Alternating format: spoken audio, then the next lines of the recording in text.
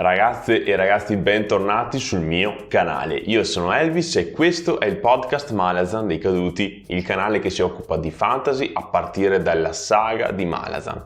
Oggi però voglio parlarvi di questo libro qui, La prigioniera d'oro, che posso sicuramente definire come fuori dalla mia comfort zone. Siete curiosi? Mettetevi comodi, se ancora non l'avete fatto iscrivetevi al canale così da non perdere nessuno dei nuovi video. Partiamo!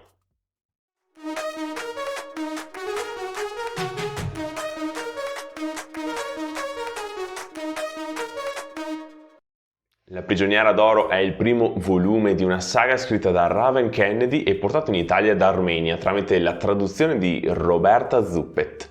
Ringrazio di cuore Armenia per avermi spedito questa copia, ero molto curioso di affrontarne la lettura per capire di cosa si trattasse e per mettermi alla prova. Oddio, è così tosta? No, semplicemente il genere è qualcosa che non affronto mai. Per essere precisi, si tratta di un romance fantasy dalle sfumature erotiche, perciò sicuramente indirizzato a un pubblico adulto. Non ho potuto fare a meno di associarlo a Twilight, tanto per intenderci. La trama è molto semplice e lineare. Auren è la favorita di Re Mida. Vive in una gabbia dorata grande come un intero piano del palazzo e da lì non può mai uscire. Avete capito bene, si tratta di Mida, il protagonista del mito greco che può trasformare qualsiasi cosa in oro. In questa storia lo vediamo come re del sesto regno, sempre impegnato a tramare strategie contro i regni confinanti, oppure nel dedicarsi alle sue selle reali, ovvero concubine sempre disponibili. Auren è una di loro, ma viene tenuta in estrema considerazione dal sovrano perché anche lei è fatta d'oro. Oh sì, la nostra protagonista ha la pelle dorata grazie all'intervento di Mida e per questo è la favorita e deve rimanere sempre chiusa in gabbia. Viene vista proprio come un trofeo da tenere in bella mostra per intimidire i visitatori del sovrano.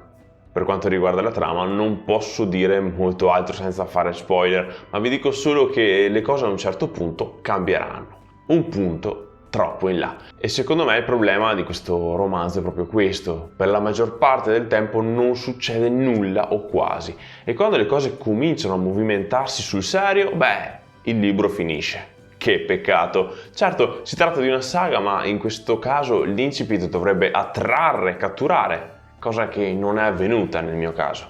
Inoltre scopriremo che la storia che lega Auren e Mida è un legame profondo che ha radici nel passato. Ben presto si nota che la ragazza non è come tutte le altre, bensì nasconde alcune capacità innate molto particolari, utili alla sua sopravvivenza. Ho trovato il world building piuttosto povero. Da questo punto di vista mi aspettavo una profondità maggiore. Si tratta di un secondary world basilare diviso in 6 regni che si chiamano primo, secondo e così via. La magia invece è relegata a quei pochi individui che la possiedono dalla nascita, ognuno con la sua dote particolare e unica. Si tratta infatti di coloro che governano, esattamente come Mida che ha il potere di trasformare in oro ciò che vuole tramite il suo tocco.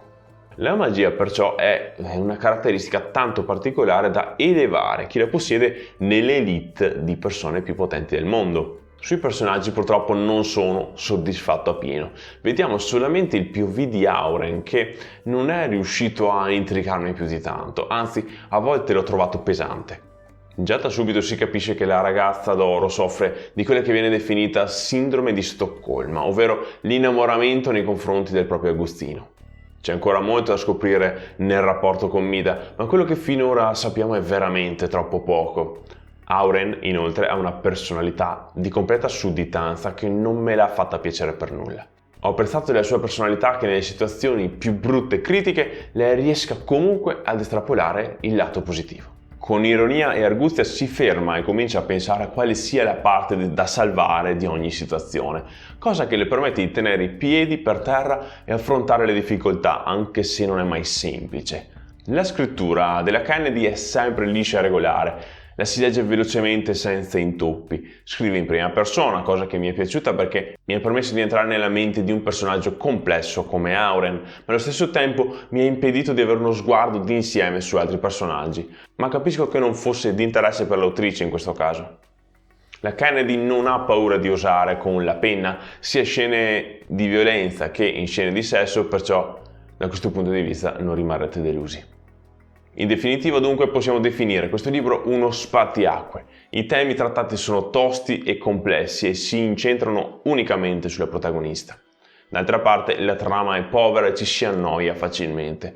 Infine mi rendo conto che non sono in target per quest'opera e questo ha inciso enormemente sul giudizio complessivo che le posso dare. Non credo proseguirò con i volumi successivi proprio per i motivi appena elencati, ma sono contento di essermi messo alla prova con questa lettura.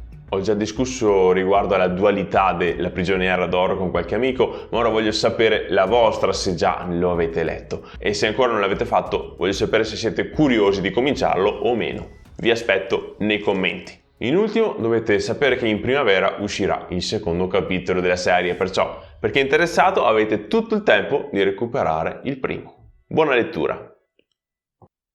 Questo era il mio pensiero a riguardo e spero che vi sia stato utile per capire se è un libro che fa per voi o meno. Vi consiglio di visitare il Linktree in descrizione per curiosare tra le mie cose. Nel frattempo vi ricordo che un like, una condivisione e un'iscrizione al canale non vi costa nulla, perciò dateci dentro.